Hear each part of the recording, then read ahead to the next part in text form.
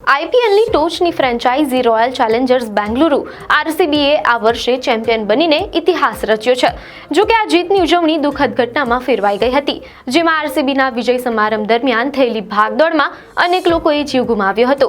આ દુર્ઘટના બાદ છેલ્લા 3 મહિનાથી આરસીબીના સોશિયલ મીડિયા એકાઉન્ટ્સ પર મૌન છવાયું હતું।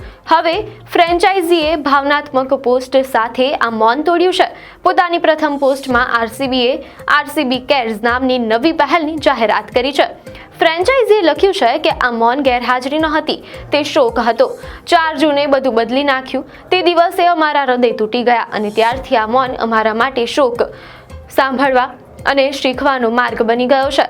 આરસીબીએ જણાવ્યું કે આરસીબી કેર્સનું નિર્માણ એ લોકોના સન્માનમાં કરવામાં આવ્યું છે જેમણે જીવ ગુમાવ્યો છે અને તે અસરગ્રસ્ત પરિવારો સાથે ઊભા રહેવા માટેનું એક પ્લેટફોર્મ છે। જો કે આ પોસ્ટમાં આરસીબી કેર્સનો ચોક્કસ હેતુ સ્પષ્ટ કરવામાં આવ્યો નથી। તે મૃતકોના પરિવારોને આર્થિક સહાય પૂરી પાડશે કે અન્ય કોઈ રીતે મદદ કરશે તે વિશે હજુ સુધી કોઈ સ્પષ્ટતા કરવામાં આવી નથી। આ મુદ્દો હાલ ચર્ચાનો વિષય બન્યો છે।